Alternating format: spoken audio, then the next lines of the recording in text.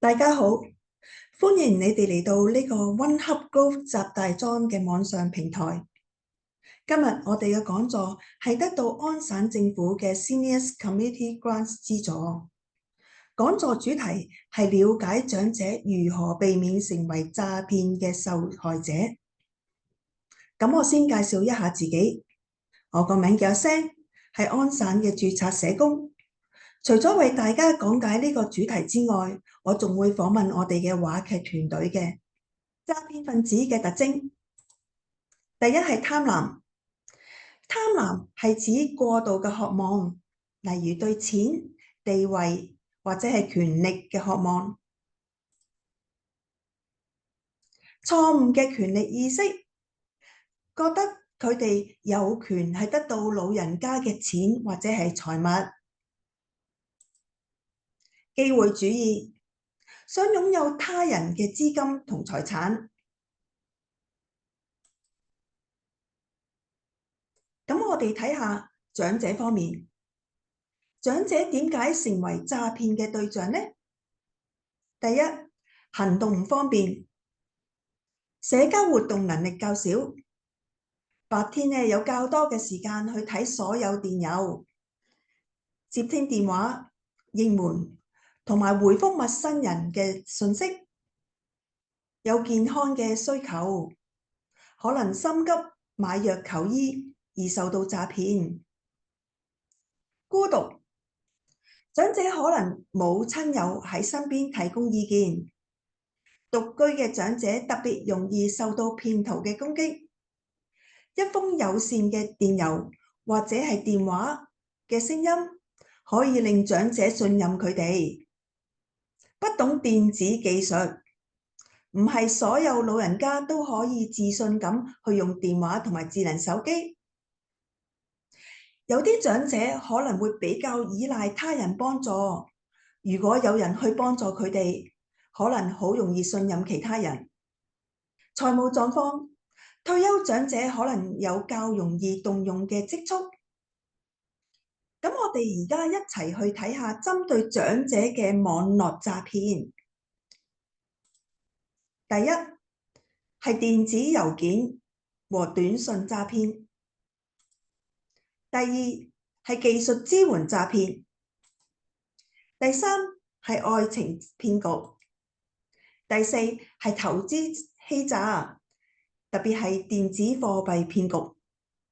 第一係網絡詐騙，電子郵件和短信詐騙，係一種常見嘅網上詐騙，利用電郵同短信去誘騙你披露個人或財務資料。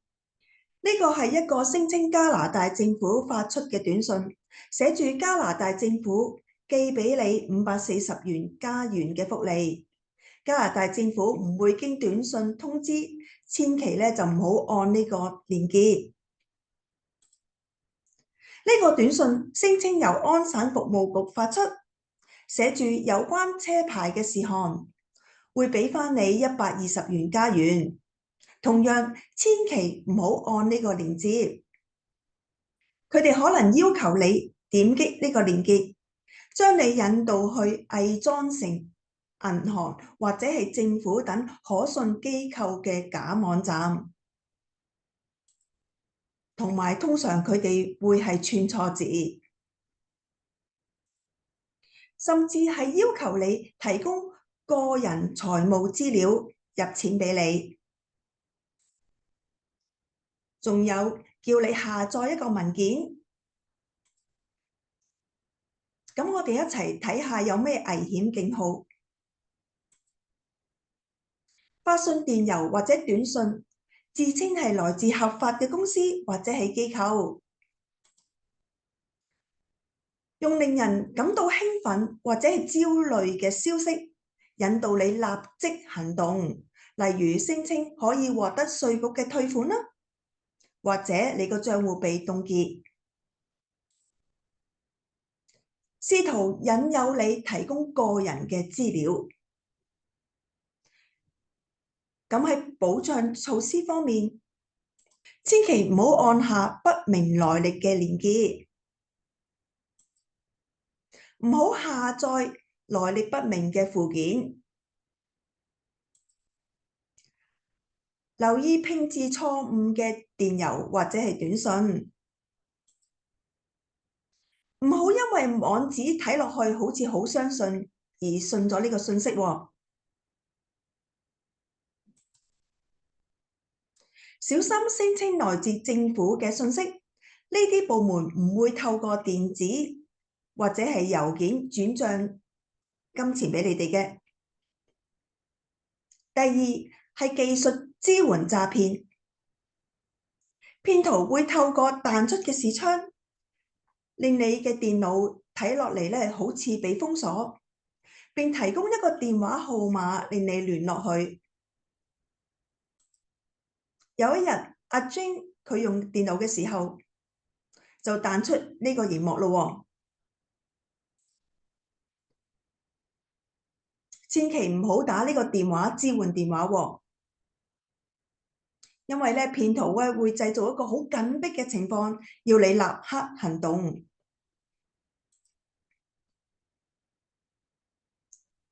危險警號，網站咧會彈出一個視窗，要求你緊急撥發一個電話。信息聲稱你嘅電腦被感染病毒，或者咧係緊急咁要更新。假嘅技術支援人員可能要求你支付費用嚟到維修呢個電腦，同埋要求用信用卡或者係匯款嘅方式去付款。咁喺保障措施方面，唔好撥發彈出嚟信息嘅電話號碼，唔好俾任何人控制你嘅電腦。只從官方嘅網站下載軟件。第三，我哋講下愛情騙局。喺交友網站上，詐騙者咧假裝想揾愛情嘅人，但其實佢哋只想咧係揾機會去呃你嘅錢。咁睇下 Ada 同呢個詐騙分子點樣溝通咯。Ada 就講：好唔抱歉啊，你心情唔好，我點樣可以幫你啊？咁詐騙分子就話：我唔想問你呢個問題㗎，但係你呢個月可唔可以俾啲錢我啊？我失咗業啊，冇錢交帳單，除咗你冇人可以幫我。Ada 佢又講咯，我想幫忙，但係我哋啱啱識㗎啫，而且我積蓄唔係好多。咁個詐騙分子咧就話：我哋雖然啱啱識，但係我已經好中意你啦。我想象唔到，如果我冇錢交電話費，咁咪唔可以同你講電話咯。咁 Ada 就好容易信咗呢個騙徒啦。危險警號方面，佢哋係透過以下嘅網站認識長者嘅，例如 Instagram、WhatsApp、Facebook、交友網站同埋假嘅交友網站喎。同埋係俾喪偶人士嘅交友網站，要記住要小心。聲稱好快愛上你哋嘅新伴侶呢，唔好咁容易相信喎。佢哋仲係會聲稱有事發生，或者係有投資或者商業嘅機會，有疾病留院，房屋嘅按金啦要俾，同埋出現資金嘅問題。咁喺保障措施方面呢，上網嘅時候我哋要保持警惕，特別係建立個人嘅資料嘅時候，小心發布你嘅個人資料，例如年紀啦、地址同埋出生日期。仲有小心你嘅照片，因為照片嘅後邊嘅背景啦，同埋嘅車同埋嘅地址，同埋你有所有嘅動物咧，都會喺個背景度發生嘅，咁令佢哋多啲話題同你溝通。仲有其他嘅發布消息，例如家人離世、慶祝活動同埋個人嘅故事，都要小心記載。仲有小心假冒嘅交友網站，記住切勿喺約會網站上邊匯款，同埋提供個人嘅財務資料。第四係投資詐騙。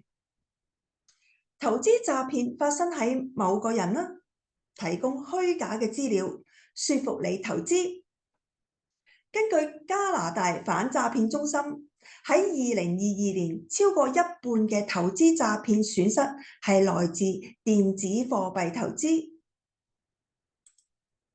阿 Ben 收到一個投資電子貨幣嘅信息，裏邊寫住，如果想投資呢個高回報嘅機會，你可以點擊呢個鏈接，可以咧就知道咧呢個電子貨幣可以幫你賺幾多錢喎。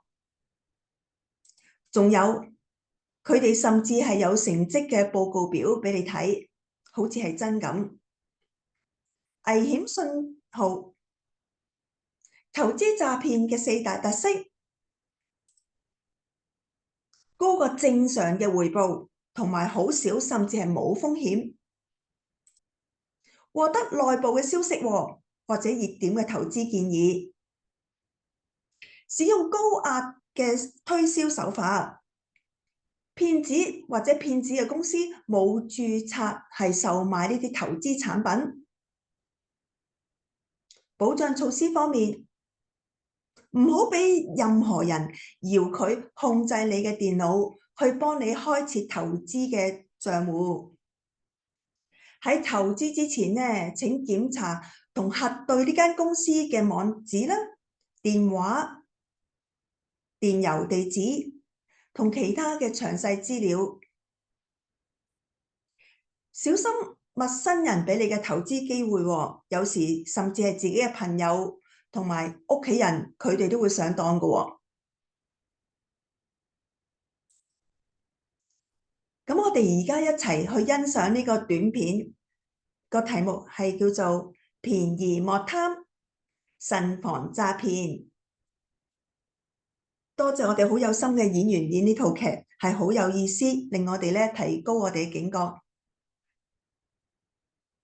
咁而家咧，我哋講講其他針對長者嘅常見騙局。緊急詐騙或者叫做祖父母騙局，身份盜竊、醫療欺詐、上門維修服務嘅詐騙、獎項騙局、慈善詐騙。首先，我哋講講緊急詐騙或者叫做祖父母詐騙。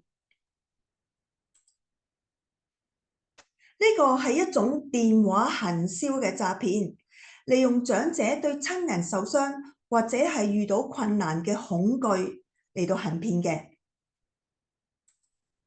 睇下呢個例子 ，Thomas 有一日收到個電話，佢話：我係警察，你個孫遇到車禍，佢需要錢嚟到賠償。Janet 收到個電話，嫲嫲係我啊，我而家有麻煩啊，我要錢啊。咁咧令到咧長者咧係好緊急咁俾錢佢哋。危險警號，詐騙者咧係假冒孫子或者係親人嘅身份，懇求咧係唔好話俾人聽佢哋而家係處於困境，仲好需要錢。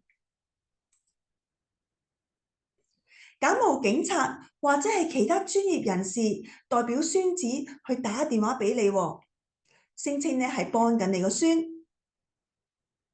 咁保障措施方面，小心提防騙子咧，佢可能咧係利用以下嘅場景欺騙你。因為被捕而需要保釋金，遭遇車禍後急需用錢，需要錢從外國返嚟，需要錢支付律師費、醫院嘅費用。仲有，記住，千祈唔好向嚟嘅電話提供個人資料，同埋等佢哋話俾你聽，唔係你話俾佢聽，或者係問佢哋只有屋企人知道嘅問題。身份盜竊，身份盜竊係一種嚴重嘅罪行，盜用你嘅個人資料，並意圖用你個名去進行欺騙詐騙。睇下黃生黃太回覆咗一個不明來歷嘅發件人，並提供個人資料。阿 John 佢喺一個唔安全嘅公共 WiFi 場所進行網上購物。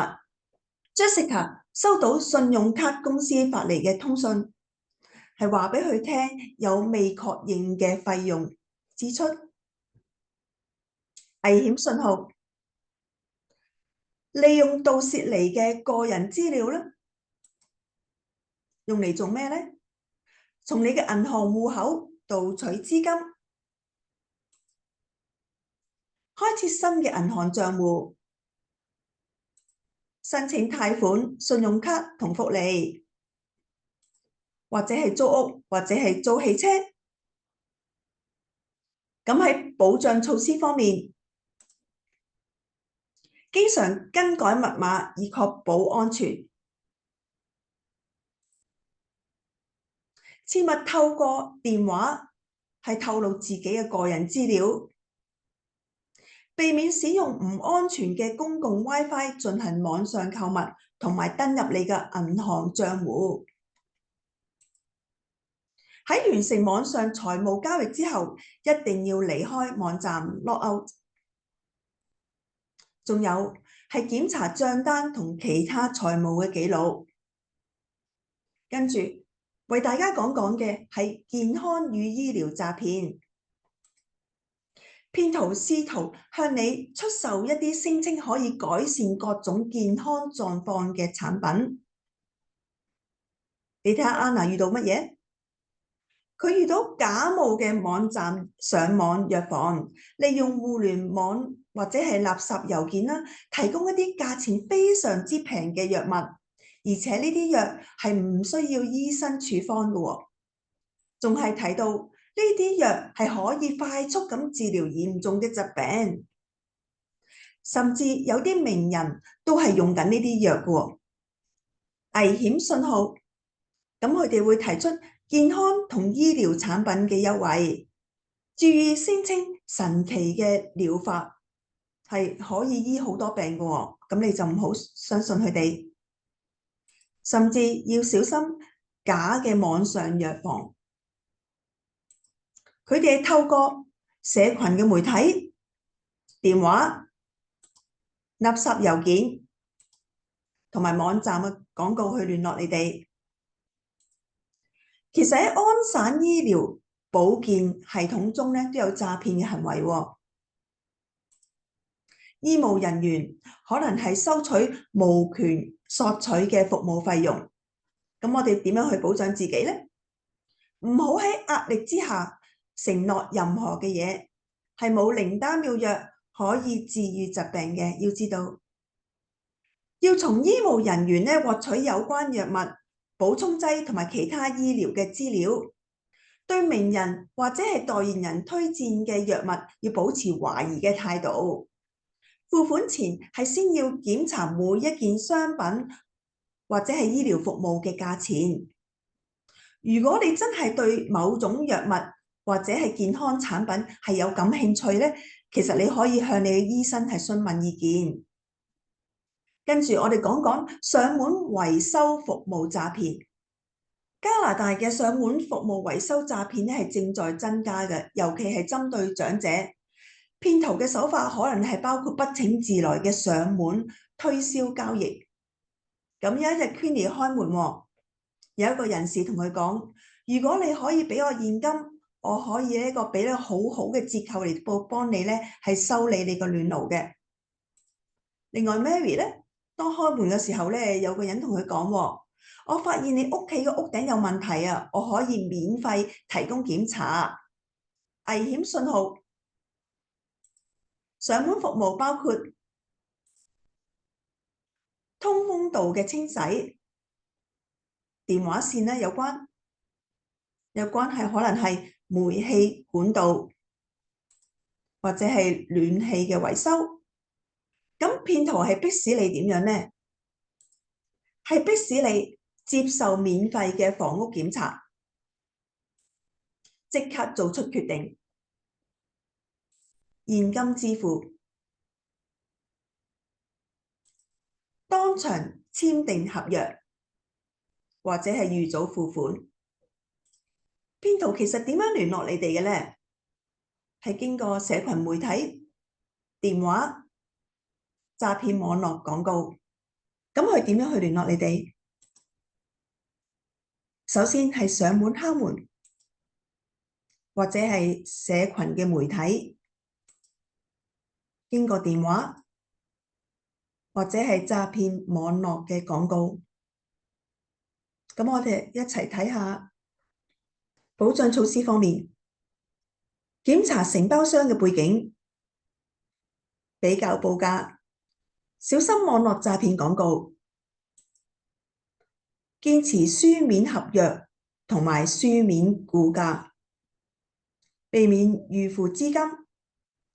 要明白，信譽良好嘅承包商往往唔會進行上門推銷或者係現金交易嘅。同埋大家要保留所有合約、估價同埋溝通嘅記錄。獎項騙局，詐騙者會聯絡你，聲稱你已經中獎或有機會贏得獎品同埋彩票，話你知中咗彩票需要手續費同埋提供個人資料，提供個人資料獲得免費入會嘅資格。Jenna 收到個電話，話佢中咗獎，要手續費。咁 Jenna 仲問，領取獎品需要幾多手續費？危險信號，騙徒透過以下方式去聯絡你哋：透過電話、網站彈出嚟嘅視窗、電子郵件，或者係普通嘅郵件，甚至係社交嘅媒體，話你哋咧係贏咗，例如假期、彩票、抽獎，甚至係一件昂貴嘅物品。保障措施方面，你哋要知道，唔使俾手續費嚟到領取獎品，唔好提供你嘅個人銀行資料。要知道，冇合法嘅彩票會係要求你哋支付費用嚟到領取獎品嘅。你哋係唔會贏得任何你曾經冇參加嘅抽獎項目同彩票㗎。慈善詐騙，騙徒試圖說服你捐款俾一個假嘅慈善機構，或者係向一個真嘅慈善機構捐募，但係咧佢會保留晒、吞滅晒你啲錢嘅，唔會真係捐錢㗎。假嘅慈善機構咧，通常係要求咧捐款同埋咧係提供個人資料。危險信號，利用長者嘅慷慨同埋善良心，有虛假嘅慈善機構嚟到募捐，甚至係假裝真嘅慈善機構攞咗你啲錢之後就唔會俾翻你，同埋都唔會捐到去嗰個慈善機構。同長者嘅聯絡方式有經過郵件、電子郵件，甚至喺街上同你講嘢，叫你捐錢，敲你個門，透過電話，甚至係收集箱同埋虛假嘅網站。咁喺保障措施方面，切勿透過電話泄露你嘅個人資料、信用卡或者係網上賬戶號碼，直接聯絡援助組織進行捐贈，甚至係查閱喺加拿大註冊嘅慈善機構嘅網上資料。咁呢度係一個電話啦，你哋可以打電話去，甚至我哋有個網址係俾你查詢嘅。咁其實我哋可唔可以自己幫到自己呢？係可以嘅，千祈唔好感到羞恥、內疚或者覺得自己好蠢喎。要主動啲尋求家人同朋友嘅支持。記住，唔好獨自自己去面對呢啲事啊，同埋係要積極嘅生活。咁我哋喺報警方面呢，如果真係有緊急嘅情況，立刻咧就打911。喺一啲非緊急嘅情況，你可以打當地嘅警察局，佢哋係有長者支援服務隊嘅。例如多倫多嘅警察局係呢個電話，約克區嘅警察局係呢個電話，加拿大反詐騙中心為咗協助警方調查，呢個組織會透過報告共享所收集嘅資料嚟到支援執法部門。呢個係佢哋嘅網址。如果大家登上去個網站，就要 click 呢個 report fraud， 咁樣就可以係報案㗎啦。咁去到嗰個網站之後，大家可以選擇透過詐騙報告系統線上報告，例如係用你嘅合夥夥伴登記啦，例如你嘅銀行啦、online banking 嘅資料，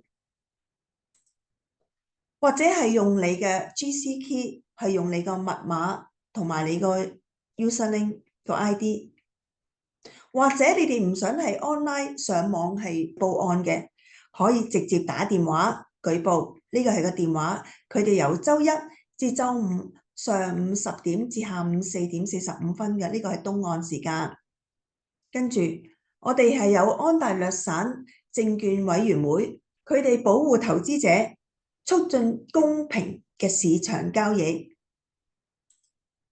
呢個係佢哋嘅網址，所以你哋投資之前要查看嗰間公司或者嗰個人嘅資料，睇下佢哋有冇登記。你哋可以選擇個人或者係公司，再打上個名，就知道佢哋有冇登記係售賣呢啲一啲係投資嘅項目。信用報告可以索取你嘅信用報告，檢查有冇騙徒係用你個名義去開設賬戶同埋累積債務。喺你嘅信用報告上邊，你可以設定警號啦，以防將來係受騙，係俾人用你個名係進行詐騙嘅。有2個機構大家可以選擇，第一係 Equifax， 咁你可以去呢個網址撳上呢個掣，咁就可以去申請。另外 TransUnion 係呢個網址，同埋你上網你就見到呢個畫面，撳上呢個掣就可以去申請你個信用報告。公共監護人或受託人係為被認定心智能力不足嘅成年人啦，或者係長者做出一啲財務嘅決定喎，因為佢哋自己唔可以決定。如果當佢哋俾人詐騙嘅時候，如果佢哋無能為力作出決定呢，呢個組織可以幫佢哋。呢個係個網址，去到呢個網址之後，大家可以按呢個掣，就可以揾屬於你地區嘅電話同埋地址。最後睇下我哋嘅稅務局，呢個係稅務局嘅電話，可以打電話去查詢有關稅務嘅問題。要記住，稅務局佢係唔會透過電子轉賬或者係短信去發送呢個退款嘅，唔會要求或者施壓立即付款，唔會使用攻擊性或者係威脅性嘅語言同你溝通，唔會電話留言或者喺電郵詢問個人或者係財務嘅資料，唔會喺公共場所安排面對面嘅會議嚟到收取款項，唔會要求通話費用，唔會威脅你要驅逐或者係逮捕你，或者係將你係關入監獄。咁呢啲係我揾嘅資料。